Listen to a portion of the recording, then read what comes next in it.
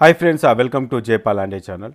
ఇవాళ వీడియోలో డిస్కస్ చేసే పాయింట్ ఏంటంటే నీట్ యూజీ 2024 అడ్మిట్ కార్డులు మార్నింగ్ డౌన్లోడ్ చేస్తే మాకు సిగ్నేచర్ రాలేదు, ఫోటో రాలేదని చెప్పేసి అన్నారు.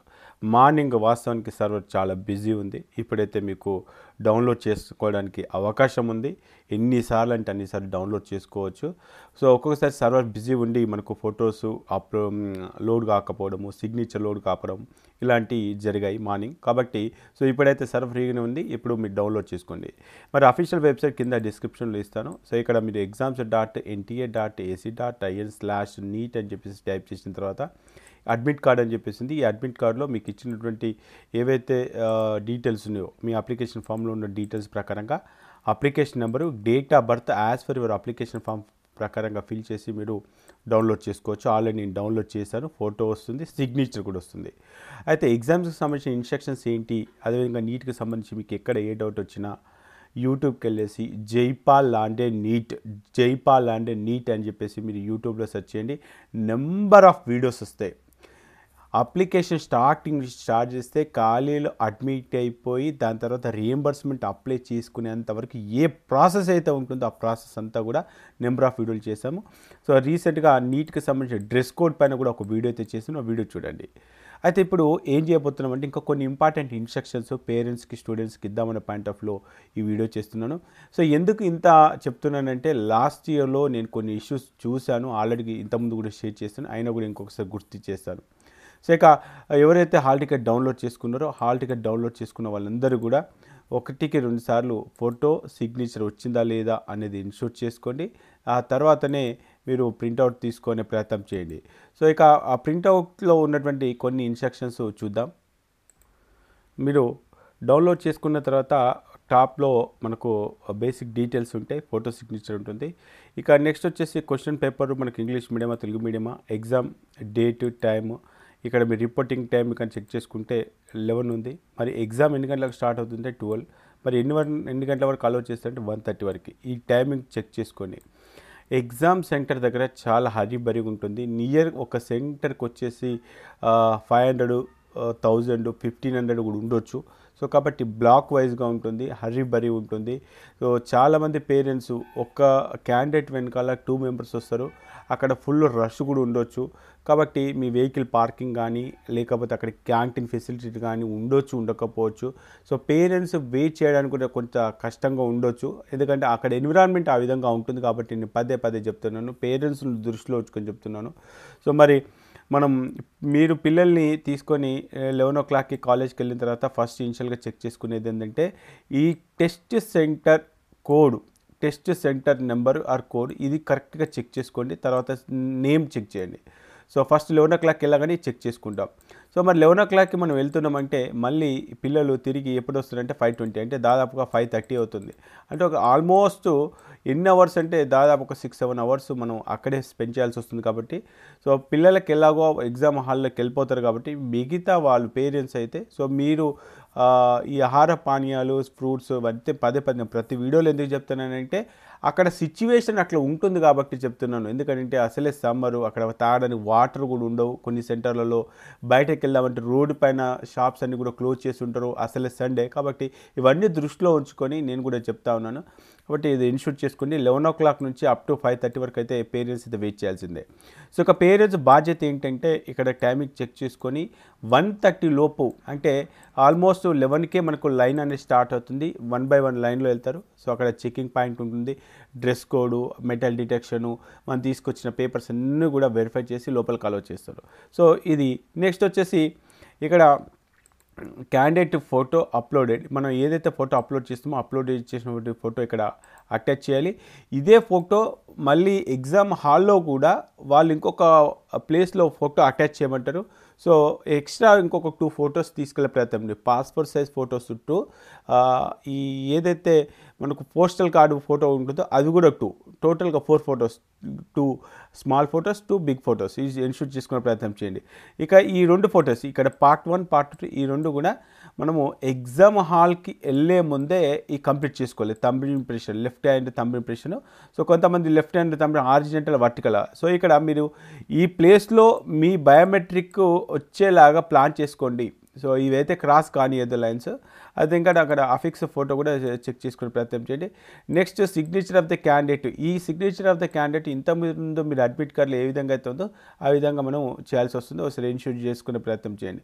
Next 4x6 passport size photo అని చెప్పాను కదా, ఆ 4x పాస్పోర్ట్ సైజ్ ఫోటో ఇక్కడ మనం అటాచ్ చేయాలి. సో ఇది చెక్ చేసుకోండి. ఇక్కడ కొన్ని ఇన్స్ట్రక్షన్స్ కూడా ఉన్నాయి. ఇన్స్ట్రక్షన్స్ కూడా 4x6 ఫోటోగ్రాఫ్ పైన మనము across with left side right side signature చేయాలి. సో ఈ ప్రాసెస్ ఏదైతే ఉందో ప్రాసెస్ అంతా కూడా మీరు ఎగ్జామ్ హాల్లోనే ఇన్విజిలేటర్ అడిగి ఆ ఇన్విజిలేటర్ సమక్షంలో ఇది అంతా కంప్లీట్ చేసుకోవాల్సి వస్తుంది. ఒకసారి ఇన్షూట్ చేసుకునే ప్రయత్నం చేయండి. ఇక నెక్స్ట్ ఇంపార్టెంట్ ఇన్స్ట్రక్షన్స్. ఈ ఇన్స్ట్రక్షన్స్ ఒకటి గుర్తుపెట్టుకోండి. మిమ్మల్ని మెటల్ డిటెక్టర్తో డిటెక్ట్ చేసినప్పుడు అయ్యో ఒకసారి మాకు సెంటిమెంటు, నేను గోల్డ్ రింగ్ తీయలేను, నేను చైన్స్ తీయలేను, లేకపోతే ఇన్నర్ వేర్లో కూడా కొన్ని ఐరన్ ఐటమ్స్ ఇట్లా చిన్న చిన్న ఉన్నప్పుడు మెటల్ డిటెక్షన్ సౌండ్ వచ్చినప్పుడు సో వాళ్ళైతే అబ్జెక్షన్ చెప్తారు. సో ఇవన్నీ ఎందుకు చెప్తున్నారంటే ఒకటి గుర్తుపెట్టుకోండి, పేరెంట్స్ అయినా స్టూడెంట్స్ అయినా మీరు వాళ్ళతో ఆర్గ్యుమెంట్ చేస్తే అక్కడ సఫర్ అయ్యేది పిల్లలే. కాబట్టి వాళ్ళు ఎందుకు చేస్తున్నారంటే గతంలో అలాంటి కొన్ని ఇన్సిడెంట్స్ జరిగినాయి. అంటే ఈ చిన్న చిన్న ముక్కు పుడకలలో లేకపోతే చెవికి సంబంధించిన రియర్ రింగ్స్లో మైక్రోఫోన్స్, స్పెక్టికల్స్, కెమెరాస్, షెడ్ బటన్స్లో కెమెరాస్ ఇలా పెట్టేసుకొని గతంలో కొంతమంది కాపీ కొట్టినటువంటి కొన్ని సిచ్యువేషన్స్ ఉన్నాయి. కాబట్టి దాన్ని దృష్టిలో ఉంచుకొని ఎగ్జామ్ అనేది సజావుగా జరగాలి. ఏ సెంటర్కి ఆ సెంటర్ వాళ్ళు బాస్ కాబట్టి వాళ్ళు చెప్పినట్టుగా వాళ్ళు నడుచుకోవడం. సో ఏమైనా రిక్వెస్ట్ ఉంటే మీరు కొంత రిక్వెస్ట్ చేసేసి ఏమైనా అంటే హెల్త్ ఇష్యూస్ కావచ్చు, కొంతమంది కాల్ చేస్తారు, సార్ మా అమ్మాయికి కాల్ ఫ్రాక్చర్ అయిపోయింది మరి ఎలా అంటే సో వీల్ చైర్ అరేంజ్ చేస్తారు. లేదంటే పేరెంట్స్ని కొంతమంది రిక్వెస్ట్ చేస్తే సో మనమే ఎగ్జామ్ హాల్కి వెళ్ళి కూడా అక్కడ కూర్చుండబెట్టేంత ఫెసిలిటీ కూడా ఇస్తారు. కాకపోతే అది రిక్వెస్ట్ మేరకే. సో ఒకవేళ చిన్న చిన్న కట్లు హ్యాండ్కి తలకి అట్లా ఉంటే ఆ మెడికల్కి సంబంధించిన ఏదైతే డిస్క్రిప్షన్ ఉంటుందో ఆ మెడికల్కి సంబంధించిన ప్రూఫ్స్ వాళ్ళకి చూపిస్తే నిజంగానే వీళ్ళ హ్యాండ్ ఫ్రాక్చర్ అయిపోయింది, కాల్ ఫ్రాక్చర్ అయిపోయింది, సో ఇలాంటి చిన్న చిన్న ఇన్సిడెంట్స్ అంటే మెడికల్కి సంబంధించిన ఇన్సిడెంట్స్ ఉంటే మీరు రిక్వెస్ట్ చేసి వాళ్ళని అడిగి మీరు రిక్వెస్ట్ చేసినట్లయితే డెఫినెట్గా వాళ్ళు ఆలోచించే ఛాన్సెస్ ఉంటాయి. కాబట్టి దానికి సంబంధించిన ప్రూఫ్స్ కూడా మీరు ముందు జాగ్రత్త తీసుకెళ్లే ప్రయత్నం అయితే చేయండి. ఇక ఇన్స్ట్రక్షన్స్ అని 1-2 సార్లు చెక్ చేసుకోండి. ఐడి ప్రూఫ్ ఏదైనా సరే ఒరిజినల్ ఐడి ప్రూఫ్, జిరాక్స్ అడగరు. ఏదైనా original ID proof, Aadhaar card, PAN card, driving licence, ఆ ఐడి ప్రూఫ్లో కంపల్సరిగా మీ ఫోటో రిఫ్లెక్ట్ అయిందో చెక్ చేసుకోండి. మీ నేమ్ కూడా మీ అప్లికేషన్లో ఉన్నటువంటి నేమ్ ప్రకారంగానే ఐడి ప్రూఫ్ ఉందా లేదో కూడా ఇన్షూర్ చేసుకునే ప్రయత్నం చేయండి. ఓకే, దీనికి సంబంధించిన కొన్ని ఇన్స్ట్రక్షన్స్. సో కొంతమంది ఏమైనా మనం తీసుకెళ్లాల్సిన వస్తువులు ఏమైనా ఉంటాయంటే మనం కూడా కొన్ని వస్తువులు తీసుకెళ్ళొచ్చు. పర్సనల్ ట్రాన్స్పరెంట్ వాటర్ బాటిల్ అయితే తీసుకెళ్ళొచ్చు. ట్రాన్స్పరెంట్ అంటే ఆ వాటర్లో ఏముంది అనేది కూడా మనకు కనపడాలి. అంటే ఎలాంటి స్టిక్కర్ కానీ ఏది కానీ ఉండొద్దు. ఒక స్టిక్కర్స్ ఏమైనా ఉంటే కూడా వాటర్ బాటిల్కి తీసేసే ప్రయత్నం అయితే చేయండి. Additional photos same as uploaded document పైన ఏ ఫోటోలు అయితే మనం అప్లోడ్ చేసామో ఆ ఫొటోస్ అన్నీ కూడా సేమ్ అదే ఫోటో 2 పాస్పోర్ట్ సైజ్ ఫొటోస్, అదేవిధంగా దీంతో పాటు పోస్టల్ కార్డుకు సంబంధించిన ఫొటోస్ 2 అయితే తీసుకెళ్ళాలి.